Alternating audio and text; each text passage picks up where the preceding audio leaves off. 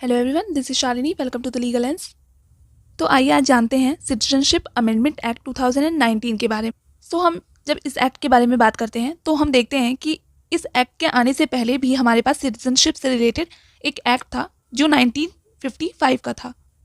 और जब ये एक्ट आया सिटीजनशिप अमेंडमेंट एक्ट 2019, तो इसने कुछ अमेंडमेंट्स किए थे सिटीजनशिप एक्ट 1955 में। इस एक्ट को लाने का पीछे का जो लेजिस्लेटिव इंटेंट था, इस लेजिस्लेशन का एप्लीकेशन है वो उन लोगों पे होता है जो धर्म के आधार पर उत्पीड़न के कारण भारत में शरण लेने के लिए मजबूर या विवश हुए थे। ये एक्ट अफगानिस्तान, बांग्लादेश, पाकिस्तान के उन व्यक्तियों को इंडियन सिटीजनशिप के लिए अप्लाई करने की परमिशन देता है जो हिंदू, सिख, बौद्ध, जैन, पारसी या ईसाई कम्युनिटी से रिलेटेड हैं और वे 31 दिसंबर 2004 को या उससे पहले भारत में प्रवेश कर चुके हैं। तो इस एक्ट के अकॉर्डिंग उन्हें इलीगल माइग्रेंट्स ट्रीट नहीं किया जाएगा, बल्कि उन्हें इंडियन सिटीजनशिप प्रोवाइड की जाएगी और उन्हें इंडियन सिटीजन ट्रीट किया जाएगा।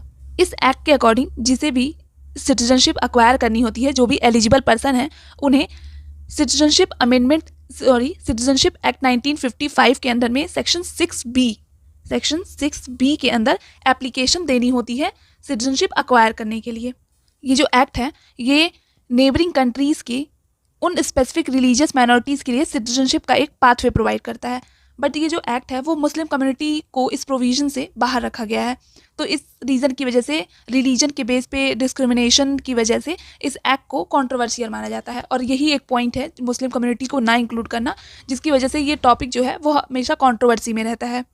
1955 के एक्ट में हम देखते हैं कि कोई भी पर्सन अगर वो 11 साल तक मतलब वो इंडिया में रहा है तो फिर एलिजिबल हो जाता था सिटीजनशिप के लिए अप्लाई करने के लिए, बट उस पीरियड को इस एक्ट से 2019 से उसको रिड्यूस करके 5 साल कर दिया गया है। जो भी पर्सन सिटीजनशिप अक्वायर कर लेता है तो वो पर्सन इंडियन सिटीजन माना जाएगा from the date of their entry into India. मतलब रजिस्ट्रेशन की डेट से वो सिटीजन ना होके वो जिस दिन भी एंटर किया है इंडिया में उसी दिन से वो सिटीजन माना जाएगा इंडिया का।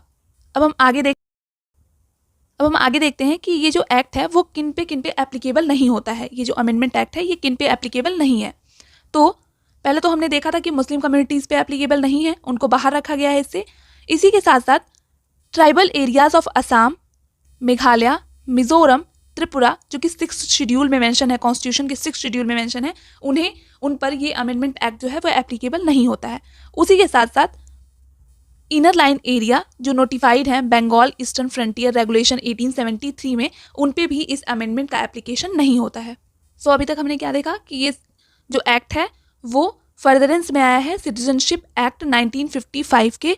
ये एप्लीकेबल होता है ऐसे पर्सन्स पे जो अफगानिस्तान, बांग्लादेश या पाकिस्तान के हैं और वो हिंदू, सिख, बौद्ध रिलीजन, पारसी और ईसाई कम्युनिटी से बिलोंग करते हैं। ये एक्ट मुस्लिम कम्युनिटीज़ पे एप्लीकेबल नहीं होता है।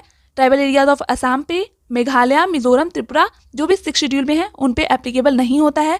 और उसी के साथ साथ जो लोग इनर लाइन नोटिफाइड है बंगाल ईस्टर्न फ्रंटियर रेगुलेशन 1873 में, उनके ऊपर भी ये अप्लाई नहीं होता है।